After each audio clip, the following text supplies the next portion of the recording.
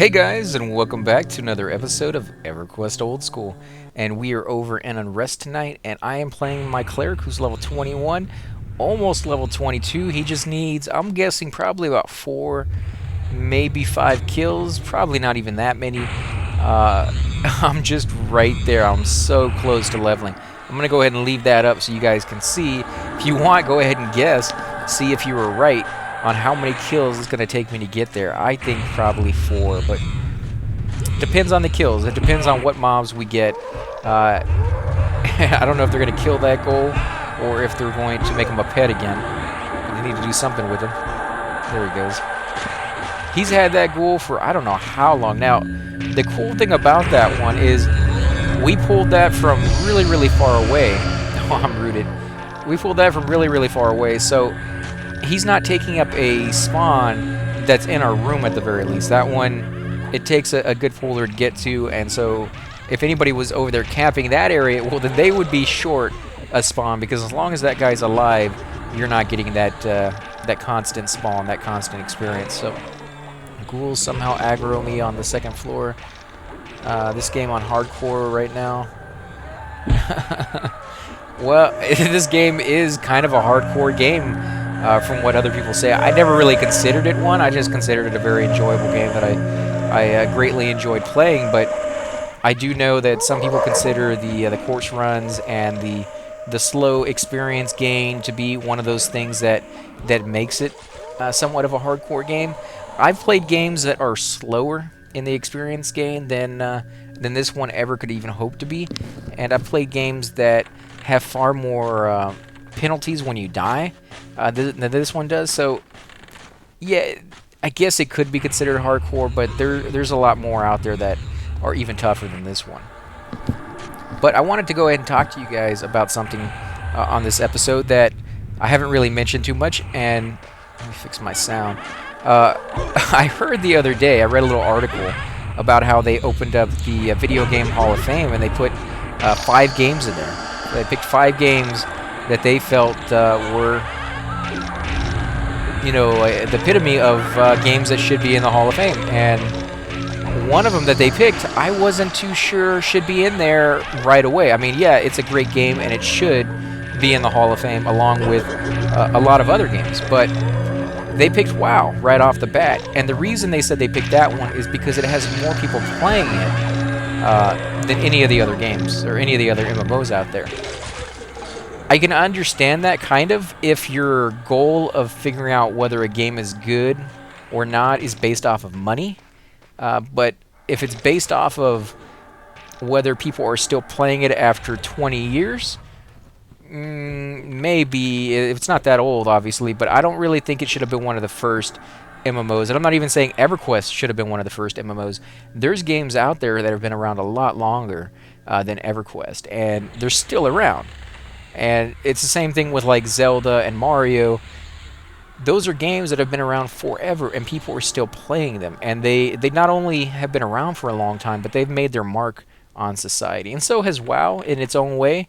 But like Ultima Online and things of that sort, I think they've made bigger marks, and those weren't put on the list first. And it just seems weird that you would pick that game above all the other ones. I guess no matter what you picked, you're going to be ticking off somebody, and people were going to disagree with you. So I guess they figured, we're just going to pick the games that we feel like should be on there. And I guess everything in life is that way, you know, but I just didn't understand why they picked some of the games they picked.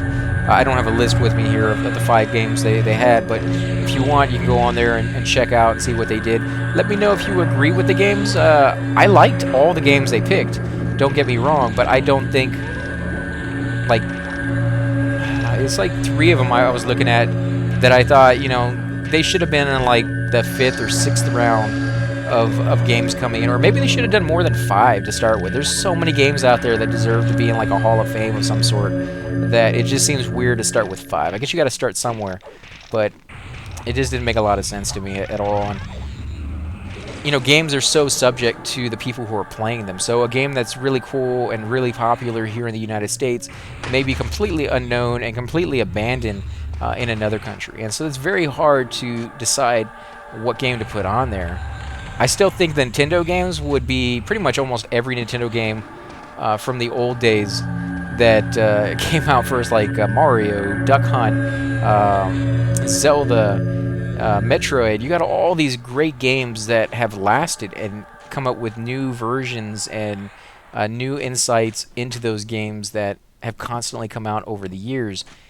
You can't really say that for too many other genres out there. Now we have a few other ones like Halo and Ratchet and Clank and things of that sort, but there was a long period in there where really nobody was coming out with any content that was noteworthy and definitely not epic versions like they do now, where you have these huge series, like especially like Halo.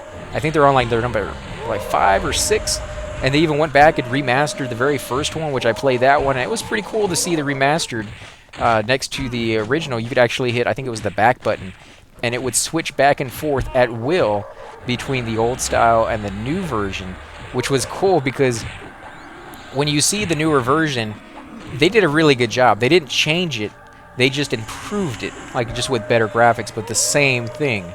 A lot of games will go back and change the game itself as they do better graphics, and they rationalize that as, well, we're already going back and spending money on it. We might as well make it the way we wanted to when it first came out that we didn't have the ability to do. And the problem with doing that is you may have wanted to do that in the first place, but you didn't, and people loved what you did do. And by changing it, even if you think it's better, you're still kind of, ticking off the people who enjoyed it the first time and thought it was perfect the way it was. And so these guys, they didn't do that. And some people will say, well, you're not very creative if you just go back and up the graphics or something like that. Well, if you got perfection, if there's nothing wrong with it, you don't need to fix it. Like the saying goes, if it's not broken, don't fix it. And that's the case with that game. It was a great game, and it still is. Cures rabies, please. Okay, hold on a second. I guess I should be paying attention. Nope, he's out of the room. I gotta wait until he comes back. Thanks, you have Zerko strength. Works well if you can keep it up. Let me get it when you come back in the next pool. Okay, so I have to wait for him to get back. But yeah, it was a great game when it first came out, and then seeing the switch back and forth was quite amazing, because your mind has a way of looking at the new graphics and just assuming that's what it looked like before, because it's so close to what it was before as far as like actual design wise. But then when you flip back, you're like, holy crap, I don't remember the graphics being that plain. It's one of those kind of fun things that your mind, when you play a really good game, especially like Everquest as well, when you play this, and then I came back to it, I'm like, the graphics, they're kind of what I remember, obviously, but they're not quite as good as I once envisioned, because your mind just makes things better as time goes on. Like when I was a kid, I watched a cartoon that I've been still looking for years, so maybe some of you guys may be able to help me out with this. It was a cartoon that I used to watch before school. Holy crap, this guy's about to die. And it came on, I think it was before G.I. Joe or after G.I. Joe. Yeah, I'm that old, guys, sorry. But yeah, it would come on, and it would be I think it was before X-Men would come on, the animated cartoon one. And it was a story about a meteorite that fell from the sky, and the middle was then collected and made into weapons, and there was like 5 main people in the universe that had weapons. One was like a ninja, the other one was like some kind of barbarian, and I don't remember what the other 3 were. The ninja was my favorite, obviously, but the middle, when came in close proximity to certain people, would show them as these reptile creatures, and that was like their goal. I don't even remember what the storyline was, because it's been so long, and I only saw it a few times, but I greatly enjoyed that cartoon. I saw it again a few years back, and I didn't catch the name because it was on TV at one of those stores, playing on the TVs that they have on display model, and I don't know why they had it on there, but it was up there, and I was watching it, and I was like, this is a really cool show. I greatly enjoy it, but the graphics weren't nearly as good as I had pictured it in my mind, because your mind does that. Oh, there we go, level 22. Nice. Wow, I think that was a little bit more than 4 kills. Quite a few more than 4 kills, actually, but we got it eventually. I guess that's the most important thing. I actually mentioned to the group, maybe we could go up to the fireplace room since nobody's up there, and the guys were saying, we're already pulling nearly all the mobs up there. Unfortunately, we can't kill hags, and there was a few other ones that they mentioned, some kind of, I think it's the dry bone skeletons, and I think he said gargoyles you have to watch out up there. So he's like, it's just safer to pull them down here than to sit up there for now, which I guess is why you want to be a higher level to go up there, because there are some mobs that will spawn or roam around, I guess, up there that are kind of difficult for lower level groups. So it's going to be a while, unfortunately, till we get up there. I mean, 23, 24, I'm not going to be able to sit here in this room anymore, so I'll have no choice but to go up into that room and try to put a group together and kill up there. Hopefully we can do that. Right now, we technically kind of have a group that should be up there. The only person we have in our group right now that's too low for it, I would imagine, is our enchanter, or one of our enchanters, I should say, because they're level 17, and I think level 17 would probably be on the low side, especially for a caster, because again, the lower you are, you're going to get resisted more on your spells. I think the caster would probably get resisted on everything they casted at that time, going up into that room. Now, I don't know how Mez works. I don't know if that gets resisted very well, or if it's one of those spells that really doesn't follow the same rules as a lot of other ones. I know stun spells are kind of like that. It's very hard to resist stun spells, so where you may have spells that constantly get resisted because you're so low, the stun spells will still take effect as long as they don't have damage included on them. If they're a damage-based stun spell, then your chances of getting resisted increase greatly. But if it just stuns, it seems to work a whole lot more than it should at that level. Let's see, are they going to mez that? Yeah, they got it. So we got a lurking mummy, a dark bone skeleton, and a ghoul. Now the ghouls and I believe the dark bone both require magical weapons, and I believe the mummy is just perfectly fine with anything. Yeah, I think that's the way it is right now. So he has a weapon. No, he hasn't given a weapon to his ghoul yet. I wonder why. He's had that thing forever. The last time I had an enchanter have the ghoul as a pet, he ended up giving him 2 weapons so he could dual wield, and they were really good weapons. I think they were like fine steel that he got off of guards or something like that. So the DPS was going way through the roof. Let's see, saw a roamer. Okay, so that's why he pulled so many. He just took a chance and grabbed that extra one while he could. But yeah, I want to hear from you guys what you feel are your favorite games of growing up. Did you play the Nintendo? Were you more of a Sega fan? I remember having pretty much all of them when I was growing up because I came from a large family who was into games. So I had my oldest brother who was into computer games, and then my second oldest was into the Nintendo, and me and my younger brother were both into like Sega and Sega CD and the Linksys, or not Linksys, but Link. Yeah, I think it was a Linksys, which is like a Game Gear kind of device that I still to this day think is far better than the Game Gear and Game Boy combined. It had a internal lit screen, so you could play it outside without it becoming fuzzy like the Game Boy was. You didn't need that stupid magnifying device that would go over it and have a little light pointing down at it. And for those of you who played the Nintendo back in the day when it first came out, you'll know that it has tons and tons of accessories. The magnifying little thing that you could put on top of one that made it just really kind of heavy and bulky to play. Can I have one of those too, please? Thank you. What did they get? I think they looted something. I don't know. I'm not going to worry about it. But I still think the Lynx was better. It had color, and the only thing that had color at the time was the Game Gear, but the Game Gear had a huge freaking battery pack that really wasn't all that great. And it even came with a separate battery pack that you could get that looked like a giant mouse. It was long, and it had that kind of shape to it. And even with that thing, it only lasted like another 45 minutes, so like an hour and a half total with these huge battery packs, and you had to charge it up completely forever, and it just wasn't very efficient. Let me go ahead and cure her. Yep, I can give everybody a cure, apparently. Bone. There we go. Although she's fighting, she's just going to get it again. But yeah, I mean, it failed, basically, and it had some really good games on it, too. It had a Skate or Die, I think, was one of them. But my favorite game on it, and some of you may have played this already on like the computer because they released it quite a long time ago back on the computer, called Chips. And it was one of those kind of games where you had to solve puzzles. You were a little guy starting in like a maze, and your goal was to collect these little computer chips. And it got a little bit more complicated than that. There was places that you had to go pick up like boots, and you could walk across the ice and get across that way. Yeah, I'm full power. Let me tell them real quick. There we go. There we go. Full mana. Mostly just need to worry about the bureau. I'm good on DPS. No, I'm perfectly fine. Yeah, I think they were worried that we're low on power, but no, we're not even close to that. Just pulling main floor while she's looking upstairs. I'm at half. I could probably be a little bit lower if I really was paying attention and doing blasting or something like that.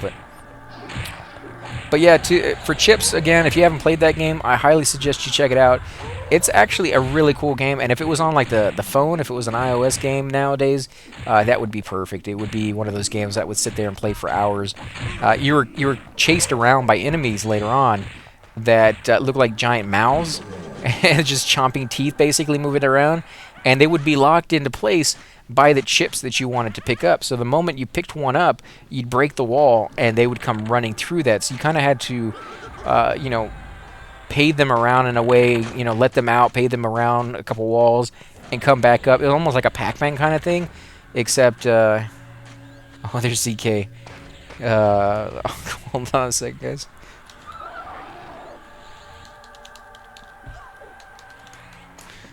So I'll talk to him in a minute here. But yeah, it was a really cool game, and I liked the system, but it never really took off. And I remember my dad still owned a theater at the time, so I would always go up there as a kid and, you know, watch all the movies for free and spend the afternoon up there with them. And they had a display model there in the actual theater that you could sit there and play. And so while everybody else was watching the movies, because for about 30 to 45 minutes, all the movies would be starting, you know, because they didn't want them all to start at the same time. That would just be a huge crowd. That would be incredibly inefficient to try to, you know, actually serve, you know, popcorn and drinks to. So they spaced it out. Nowadays, when you go up there, there's a movie starting like every 5 minutes. But back then, for about 45 minutes, the movies were starting. And then for about an hour to an hour and a half, there was nothing to do. You just kind of sat there and waited until the movie started to end before people would go in there and clean. For as a kid, though, who's already seen the movies like 100 times, I got to sit out in the lobby, or stand out in the lobby, I should say, and play that game over and over and over again until I finally beat it. And when I would go home and try the Game Boy, I was just looking at it, and I'm like, these little pixelated black and white images that could barely be seen on a gray backdrop, that weren't lit up from the inside and wasn't color and didn't have these awesome speakers on it. And I was like, oh, this system is so gonna take off. This one's gonna just crush Nintendo's Game Boy. And it never happened. It was one of the weirdest things I've ever seen. But I kept that thing. I still have it to this day. In fact, I'll take a picture of it later on and post it to my Twitter account, because I still have the links. I still have chips in the game itself, and I still have batteries to power it up, because I play it every so often, because that's how good of a game it is, and that's how good of a system it is. It's still, in my opinion, better than the DS that's out right now. Now, of course, it's not touch, but I've never really seen Nintendo take advantage of that touchscreen technology in any really useful way when it comes to games. I mean, yeah, there's neat little things you can do here and there, but nothing like, oh, that's awesome what they just did with that. You know, it's not like the Wii. I've seen them do some amazing things with that system, but not really with the Game Boys in any, you know, meaningful way that I've ever seen. But it's pretty cool playing these old systems. Again, like I said, I kind of favored the Sega CD quite a bit. I played like Sewer Rats. I even played this one where you had to open up traps. You were watching like a house, and you had all these different rooms. I can't even think of the name of it now. And you were trying to save people. There was like murderers going around trying to kill people, and you could set off traps by clicking the little button. And it was basically videos that had been filmed of people having like conversations and going around the room, and then they would do something, and you had like a split second to decide whether you should trigger a trap or not. And if you triggered it when there wasn't supposed to be one, if they weren't actually doing anything wrong, I think you lost the game or something. It was very, very hard. You had to get everything right, and you constantly had to go back and forth between like 6 rooms and look inside each one to see if anything was going on. And you may look into that room and see, oh, there's nothing going on there, but in about a minute and a half while you're watching another room, something goes on and you missed the killer, and you missed somebody getting killed or whatever, and it would reset. And Sewer Rats was equally as hard. It was one of those games where they'd give you directions at first on like which tunnel to take, and you had to like shoot through rats. It was a very, very fast game. And I don't think I ever got too far into it because it was just one of those things that you just constantly restart it, and it would change directions on you every single time. So you couldn't even like memorize it, but highly enjoyable games on that. The only downside that I really ever had to bear through that really kind of ruined the system was the load times. I mean, CDs was not a very effective technology when it came to loading times. The cartridges were so much quicker than that, and I think that's ultimately why the CDs kind of went the way of the dodo on that kind of stuff, is that they just took so long. Now, the technology got so much better when PlayStation 3 came out and things of that sort, so they kind of are back to that CD, DVD kind of technology, but they were too ahead of their time. You know, they just didn't have the technology that they needed to make that system work. But thankfully, they've gotten there. But that was during the era where they were producing way too many crap games and nearly killed the industry, because you'd go out there and buy a game and this sucks, right? Like no work had even gone into this game. It was buggy. You couldn't get past the first level because of like just bad scripting in the game code, and there was literally no way to beat it. It was broken. And you'd buy that game, and then you'd go off and buy another one. You get burned on that one, and you get burned on the next one, and the next one, and the next one. And before long, the confidence of the buyer just fell out. Mage LD again, probably on Wi-Fi and getting some lost packets. Yeah, probably. But when that happens, you lose all hope that the next one's going to be good, and then you just stop buying them altogether, and then the industry, basically collapses. And that's kind of what happened. And thankfully nowadays, the game manufacturers know that, and the system manufacturers know that, and they try to keep a tight regulation, a tight watch on what's going on, making sure that the market isn't becoming oversaturated with garbage. Now, great games oversaturating the market, from what I've seen, no negative effects. That's a good boon for anybody. Every game that you pick is a good game. Everybody's happy. Everybody's making money, at least a little bit. Maybe not as much as they would hope to, but they're still making money. And the people who are buying the games are happy, so they're still going out and buying more games.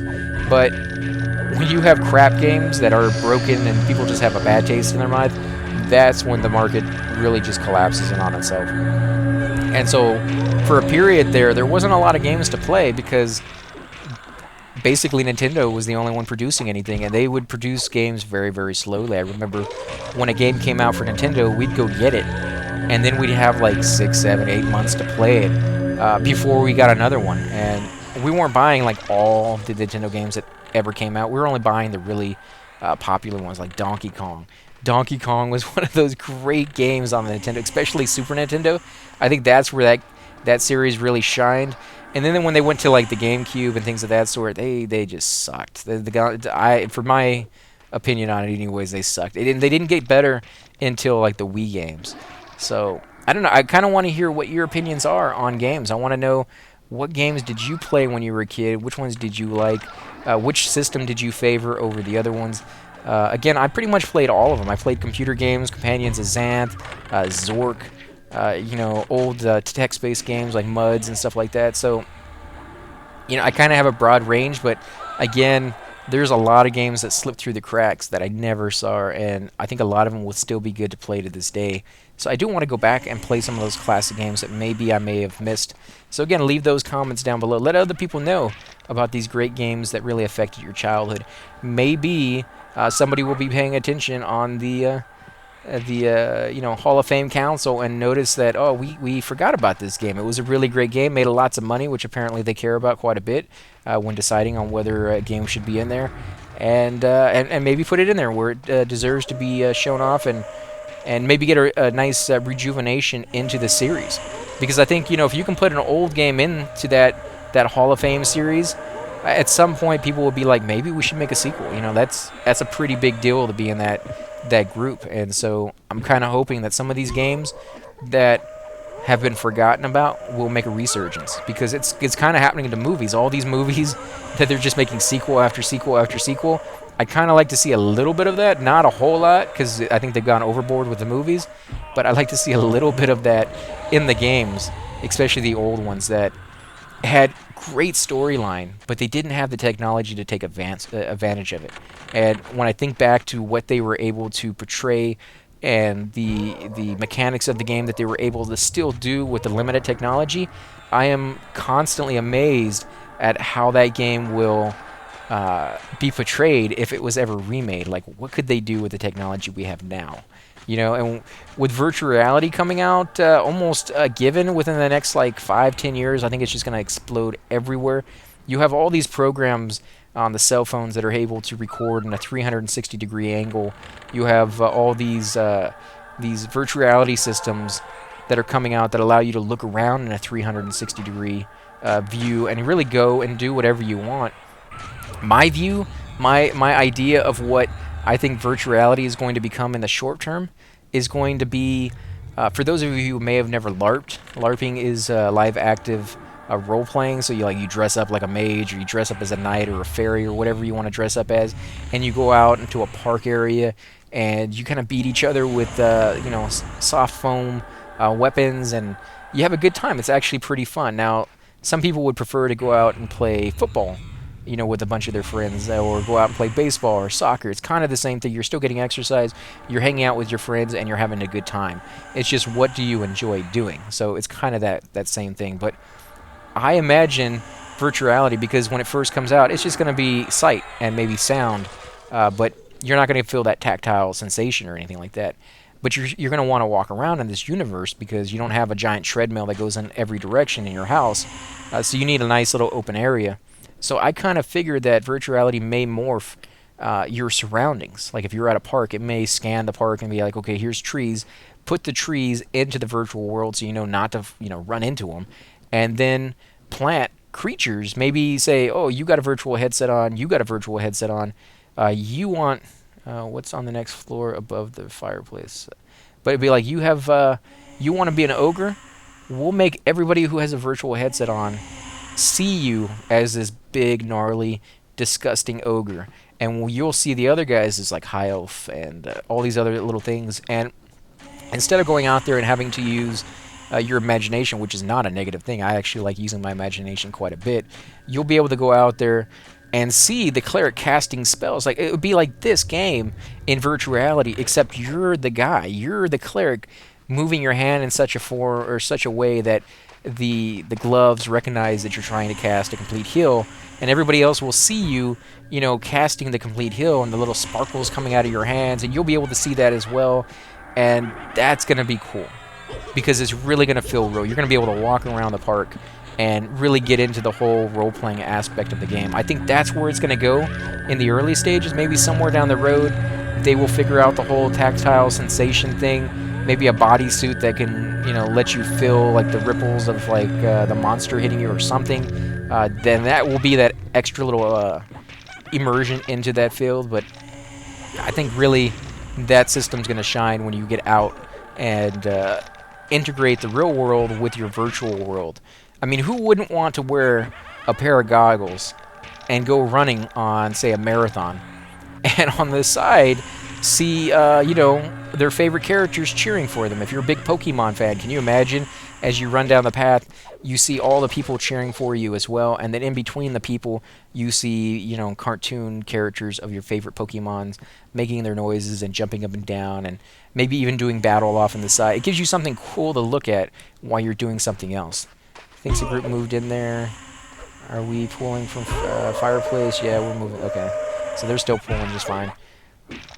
But again, guys, it's just one of those things that I'm very interested in seeing where it goes. It's an exciting time to be a gamer.